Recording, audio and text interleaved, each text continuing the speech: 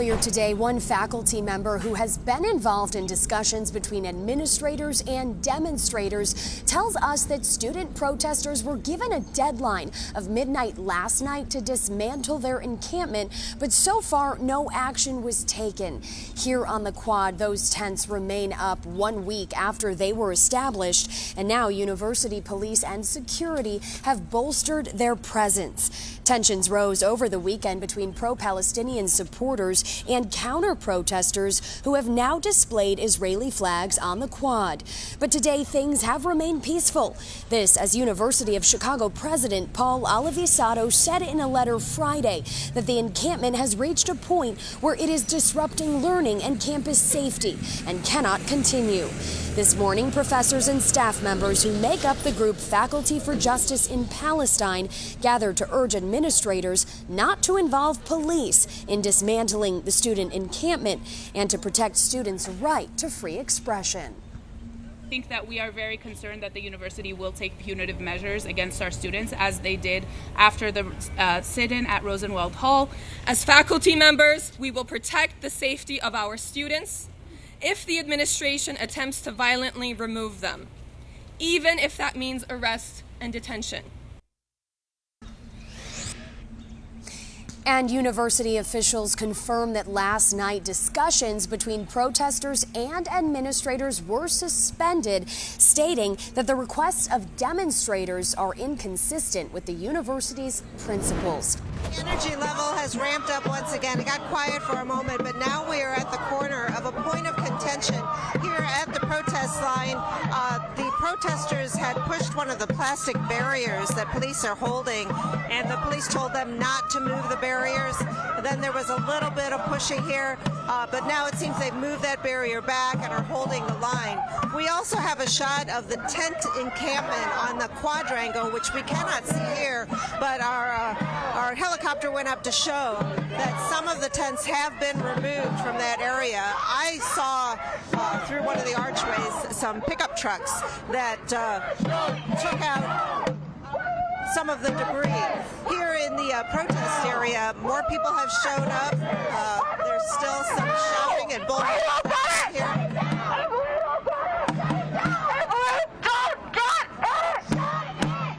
I want to pull away from some of the noise to show you the crowd here. They were pressed up against the police line, and now they've kind of filled this area here because this seems to be where the confrontation is. Overnight, just before 5 a.m., police moved into the encampment. Apparently, those who were camped there were told that they needed to leave or they would face disciplinary action by the university. Some did choose to leave, others stood down, but then when the police moved in, they started taking down the encampment, and that's when all of this started to happen. People tweeted that they needed more reinforcements here in terms of protesters, so people started arriving. Some of the organizers of the Palestinian protests in downtown Chicago and throughout the area, they've been training the protesters. They too are here on the scene, leading some of the protesting that's happening here. Protesters tell us they wanted to be seen and heard by the president. While details of Biden's event were kept under wraps, demonstrators marched to the Palmer House Hotel, where he was raising money for his re-election campaign.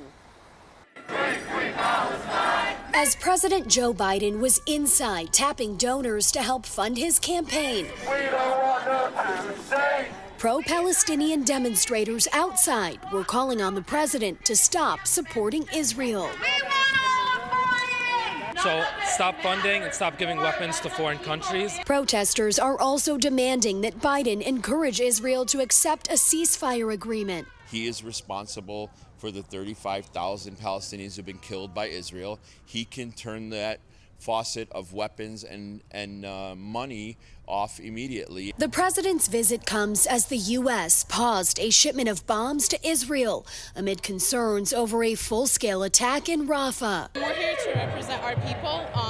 It's gone on far too long. Meanwhile, organizers and protesters say their voices will be heard in November. So we just have to keep pushing him, keep on pushing the agenda on him. This is not a vote for Trump. but we also will not take any responsibility if Biden does lose. As the president wrapped up in the city, protesters marched back to their starting point near Michigan Avenue and Ida B. Wells. There, a passerby appeared to be shouting USA and soon ended up in a scuffle with demonstrators. Police intervened to defuse the situation. No arrests were made. The organization that held today's protest is the same group that plans to march on the DNC this summer. Right now, they are fighting to obtain permits to demonstrate within 1 block of the convention, something the city has denied. But they tell me today that they will march with or without permits. It's pretty cool, not just for scientists, but I got to tell you guys, for pretty much anyone wanting to know more about climate, anyone wanting to learn about the environment and really the process of evolution. Chicago's world-class Field Museum has acquired the fossil of Archaeopteryx. It's the earliest known dinosaur that also qualifies as a bird, as you mentioned. The exhibit will open to the public tomorrow. Governor J.B. Pritzker, Mayor Brandon Johnson, and Cook County Board President Tony Preckwinkle were among those in attendance announcing this acquisition. The fossil was unearthed in 1990. The Field Museum's president said it's arguably the most important fossil ever discovered, transforming how scientists see the world. Governor Pritzker added that last year over 1.1 million visitors toured the Field Museum to see the most impressive collection of fossil artifacts in the world. The world's most important fossil is also the most detailed of its kind. The Archaeopteryx is another link that helps us better understand the relationship between birds today and their dinosaur ancestors. Students and teachers will have the unique opportunity to experience the exhibit with a focus on fossil excavation. They will get hands-on experiences through workshops and field trips, and they will take part in teacher development. Now, the Field Museum is becoming one of the fewest places in the world to check out this type of artifact. A fun fact, there are only about a dozen other fossils like this in the entire world. What you see behind me right now are about 30 or so residents that are still standing by. These residents were unable to get inside of that meeting tonight. To our understanding, the meeting is still underway, but probably most notable, Hinyard's former assistant, who has now filed a lawsuit against the mayor, and well-known community activist Andrew Holmes, who's also a Village of Dalton trustee. This woman claiming that she was sexually violated during a work trip that happened. That woman spoke to reporters today for the first time. Listen in. Very overwhelming. At first it was just me by myself. And a year later, for me to see y'all standing with me here for thank you so much, Mom. This means so much to me. But I still want everybody to know I'm standing with you too. If you're a survivor with me, please come stand with me. 1 week. Outside the Village of Dalton, residents eager to address Mayor Tiffany Hinyard and her administration. Inside, about 50 seats for residents. 10 people did speak during public comments, once again demanding Hinyard and her administration resign. Residents spoke about wanting justice for unsolved murders, the current sexual assault allegations, and simply wanting answers about the village's finances. All of this comes as 5 subpoenas have been served to the village, asking for payments, expense reimbursements, and credit card expenditures involving Hinyard and her top assistant, Keith Freeman. Now, subpoenas also indicate the FBI is looking into complaints by Dalton business owners whose license requests have been rejected. Hinyard's charitable donations are also under review. Now, take a listen tonight for more of residents speaking inside of the meeting. I am pleased that Trustee Holmes is not here, although I asked him to suspend himself with a little integrity. I don't think he's done that yet. You are going to be, and it's unfortunate, in a 6x8 cell in North Carolina, because you're going to the federal joint. What it's going to take, next election, we got to vote around. Period. We can't have a bunch of people running. That's how she got in by 100 votes. And I know 82%. She got one by 120 votes. 4% of the vote.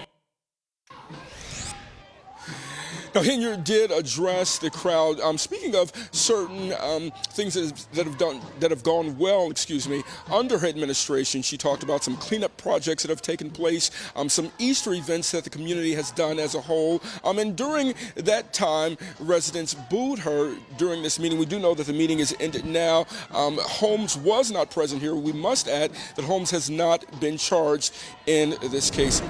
There is a tribute for Steve Albini out here tonight. He died unexpectedly on Tuesday from a heart attack. He's being remembered all across the world, including right here in Chicago. We're outside the Metro, up on the marquee. They are remembering his contributions to the music industry. And just 7 days ago, the alternative rock icon posted this video to YouTube.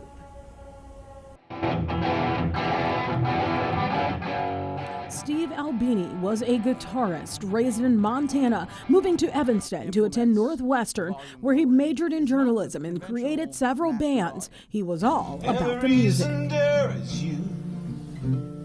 His passion led him to become a recording engineer, loathing the idea of being called a music producer. And Albini said, "I'm like a plumber. Your toilet's broke, I come and I fix it. I don't take a cut of your profits later. I do the job." During his career that spans well over 30 decades, Albini recorded thousands of songs. Some artists didn't have a huge fan base, others still to this day remain household names. Kurt Cobain picked Albini to record Nirvana's 1993 In Utero album because he was a purist when it came to recording music. Music critic Jim DeRogatis remembers calling Albini following Cobain's death. I said, "It's Jim DeRogatis from the Sun-Times. Don't hang up. I know you're mad at me. I've got to tell you something, because your phone's going to explode and everybody in the world's going to want a quote from you. Steve, Kurt is dead." And he said, "Thanks for the news. F you," and hung up on me. In 1997, Albini founded Electrical Audio in Chicago's Avondale neighborhood. That's where Raina Doris, a host and writer for NPR, saw him a few years ago, recording video of him in his infamous overalls. Because the part that went bad is unavailable worldwide. At 61 years old, Albini didn't live a lavish life because he didn't take from musicians. Steve Albini was the opposite of that. He famously would not have artists sign contracts. He would not take royalties. And the recording studio that Albini runs did post a commemorative message to him on their Instagram page, also saying in part they are struggling to comprehend and process this loss. I did give the studio a call to see if there's a tribute in the works, and they did say it isn't ruled out just yet. They're just trying to comprehend how this happened so soon and unexpectedly. As soon as I get the exact charge, I'll let you know, okay? When Lake County Sheriff Police detectives arrested 42-year-old Anthony Brown in April of 2021, it wasn't the first time. Back in 2019 and 2020, Anthony Brown sold methamphetamine, cocaine, and fentanyl to undercover sheriff's detectives. Investigators say Brown posted bond and went right back to business as usual. He again started selling drugs to undercover detectives. He sold a firearm as well. This Grays Lake intersection is where detectives initiated a traffic stop and arrested the Gurney man 3 years ago. This time, there was a new twist in the case. He was arrested on that arrest warrant in April of 2021.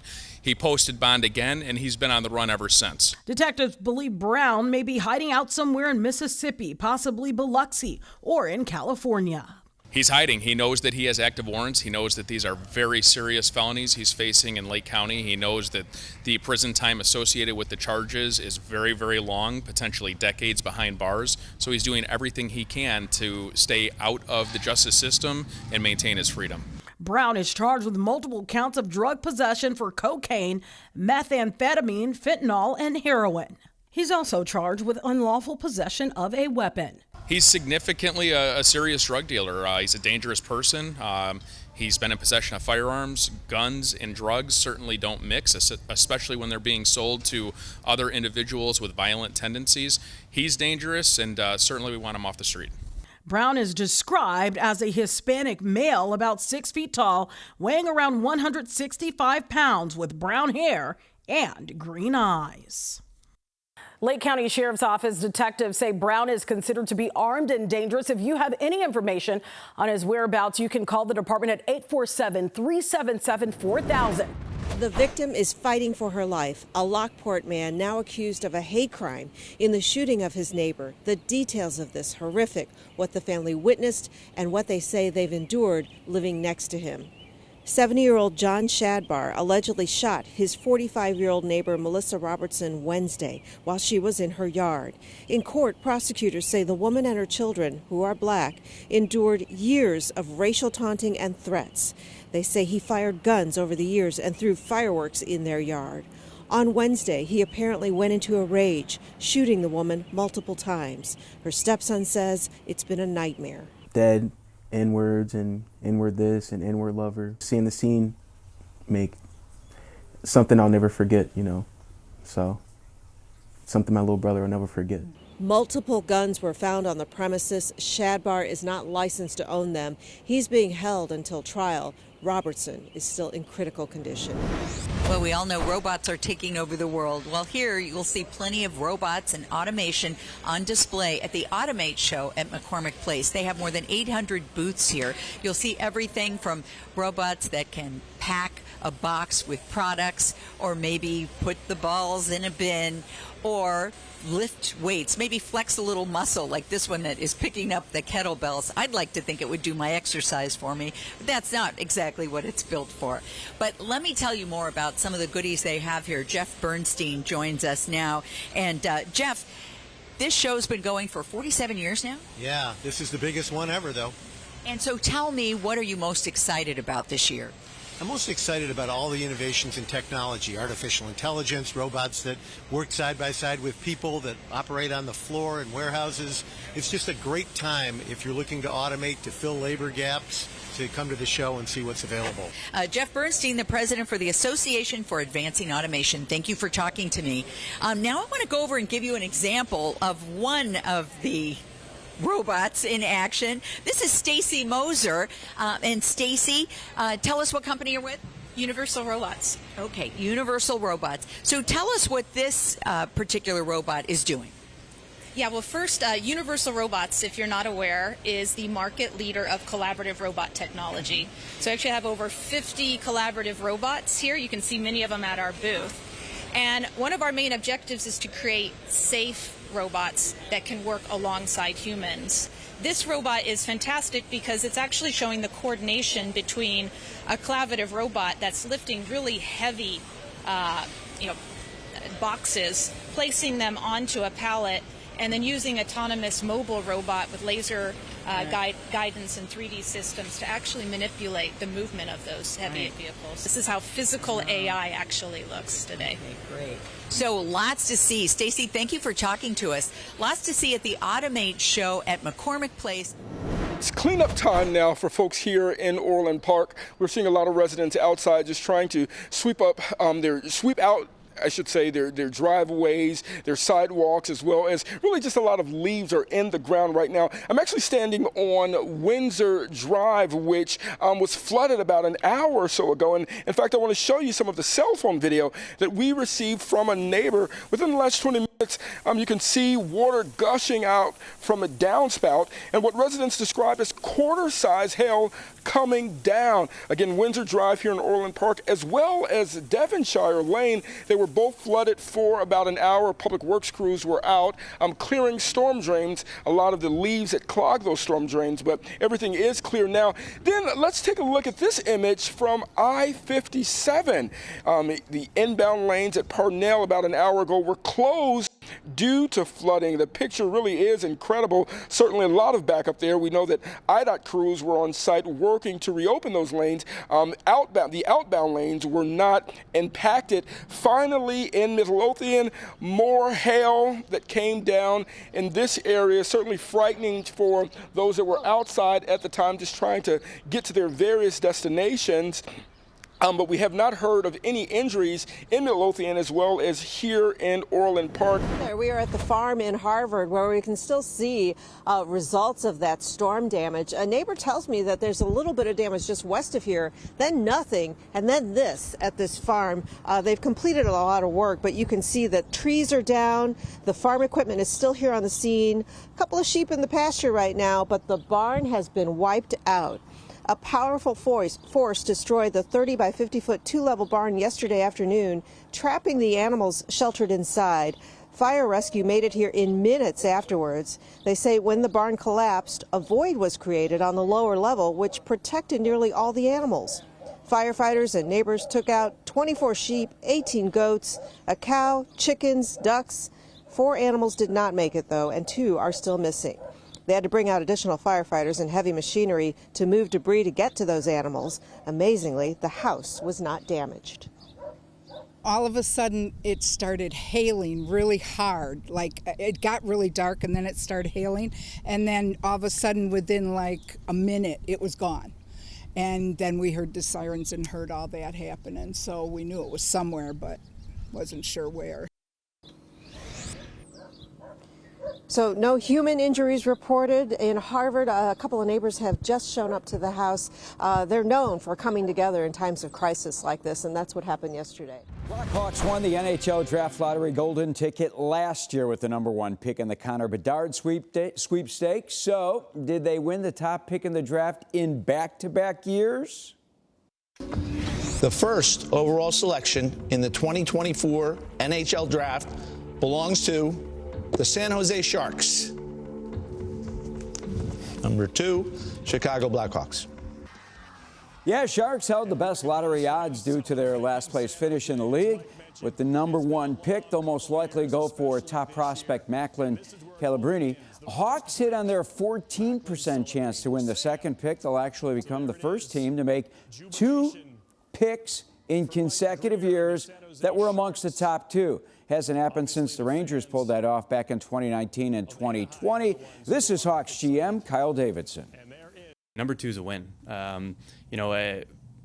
We get to, I think we likely know where #1 is going, and so, we kind of dictate what's next, and so that's exciting as well. And, you guys don't have to ask me who I'm going to pick because I'm not going to tell you, and it's not obvious, and so that's exciting in itself too.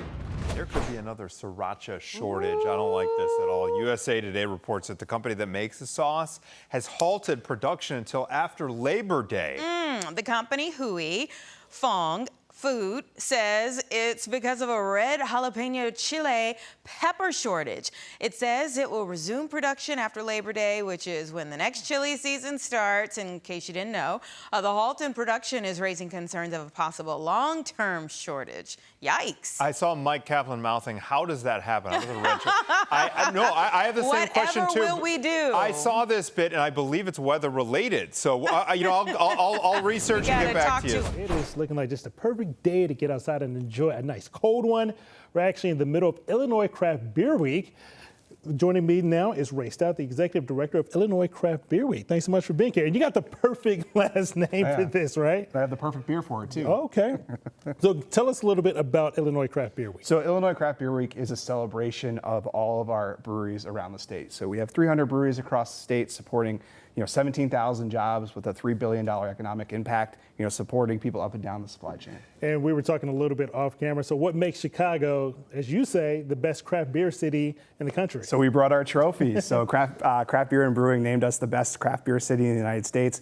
It's the Reader's Choice Award. So it's actually the consumers that picked Chicago, and it's the access to such great products across the entire city. Now, different cities are kind of known for different things. You got like Memphis barbecue, you got like tacos on the West Coast. Is there anything specific about maybe the craft brew scene here in Chicago that makes it distinctive for us? The density of the craft breweries that we have. There's about 70 in Chicago, and when you stretch that out to Chicagoland, there's 160 to choose from right in the adjacent suburbs. And we got a couple to choose from this morning, so give us a look at what do we have for us? So we're taking a little trip across Illinois here. Okay. So we have Ingrained Brewing down in Springfield. This is their IPA. Yeah, this is their IPA. It actually uses all Illinois hops. So It's very easy drinking, really approachable, and one of our great breweries in Springfield, Illinois. Okay, and next? The next is from Twisted Hippo Brewing right here in Chicago.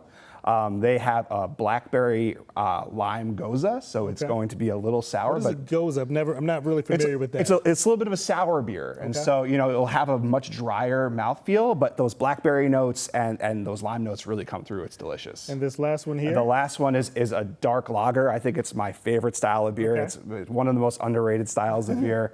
Very easy drinking and delicious. Well, that goes down great. Yeah. And tell us about this passport. So during Craft Beer Week every year, we roll out a passport program. There's about 4,000 of these in the wild that you need to go out and find at a craft brewery. You take that passport around visiting local craft breweries, and you get Visa stamps. And you actually trade those stamps in for chances to win gift cards for more beer. Okay, so if somebody's interested in maybe taking part in this Illinois Craft Brew Week, how can they do so? They could check all the information out at illinoisbeer.org.